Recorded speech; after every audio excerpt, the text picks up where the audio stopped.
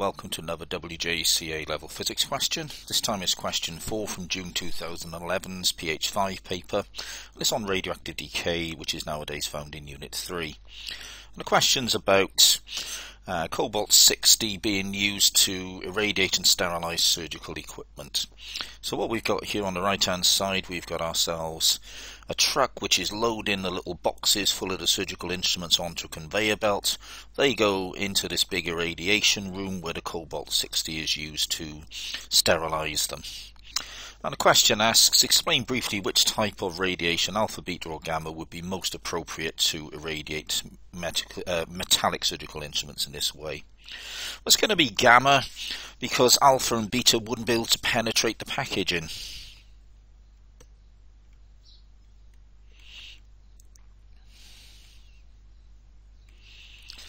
So what we've got is a surgical instrument in some kind of boxes, and they're likely to be plastic or wooden boxes or something along those lines.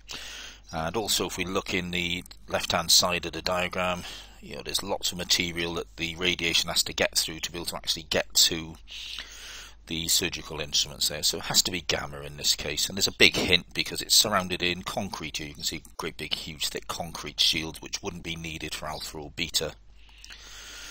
Next, we've got the half-life of cobalt is given as 5.3 years, and we've got to work out first of all what the decay constant is.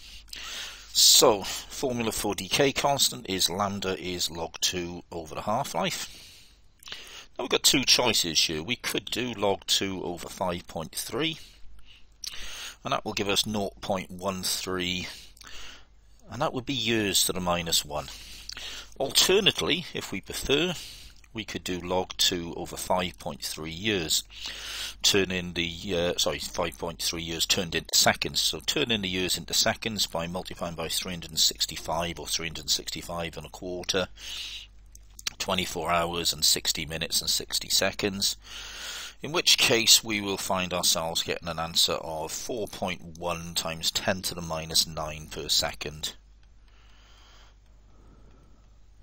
Now, whichever answer we give, we must make sure that we put a unit into that answer. So 0.13 on its own won't get you the marks, nor will 4.1. Next, we've got to calculate the activity of 1 milligram of cobalt-60. And the equation we're going to end up using is A equals lambda n. But first of all, we've got to be able to work out what n is. Now, n is the total number of cobalt-60 nuclei. And a really important thing to remember with nuclear physics is that the mass number, in this case 60, tells us that the mass of one nucleus is 60 U's. Near enough, and it's going to be near enough for this particular topic. So to find the number of cobalt nuclei, we're going to take 1 milligram and turn it into kilograms.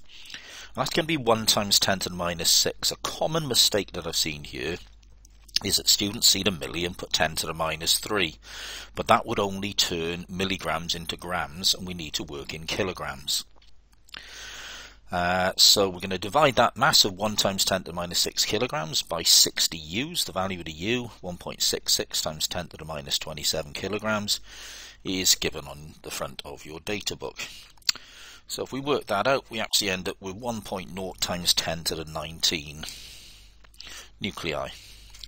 Finally, when we use A equals lambda n, we have to use lambda in the version which is in seconds to the minus 1. So it's 4.1 times 10 to the minus 9 times 1 times 10 to the 19. And if we put those together, we get 4.16 times 10 to the 10, and activities measured in becquerels. Next part of the question, we've got to calculate the time taken in years for the activity to drop from 4.16 times 10 to the 10 becquerel to 1.04 times 10 to the 10 becquerel. So this number here is actually a useful little hint that we probably did the last part of the question right. I'm going to show you 3 ways of doing this. The quickest way here is to realise that 1.04 times 10 to the 10 is a quarter of 4.16 times 10 to the 10. And in one half-life, the activity will halve. So if it's quartered, then we must have 2 half-lives passed. So let's put that briefly and say something like activity has quartered, so 2 half-lives passed. And that will be 1 half-life was 5.3 years, so we get an answer of 10.6 years. Alternatively, we can use the equation A equals A naught over 2 to the x, which is one of the equations given in the data book. A little bit of rearrangement. 2 to the x is A naught over A, and again we've seen that that is 4. The initial activity is 4 times higher than the final activity. That leads to x being 2, and therefore the time being 10.6 years. Got to be the same answer. So remember, in that equation, x is the number of half-lives that's passed. So effectively, the first 2 methods are the same method. Third way that we can do it is we can use A equals A naught e to the minus lambda t. Divide both sides by A naught. Then take logs.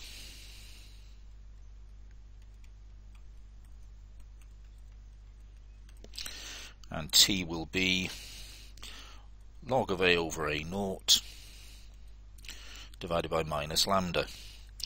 And if we put figures in there, again that A over A naught, I'll just simplify that, that's going to cancel down to a quarter over minus lambda. Now in this case what I would do is use the lambda as the years version, so I can get an answer straight in years, and put in a 0.13. And if I use the exact value of lambda from the previous part of the question, again we will get exactly 10.6 years.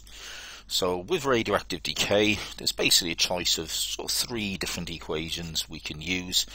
The bottom 2 we can always use, and the first method rather than an equation, will work if we've got a nice ratio between the initial and final activities. Thank you very much for listening.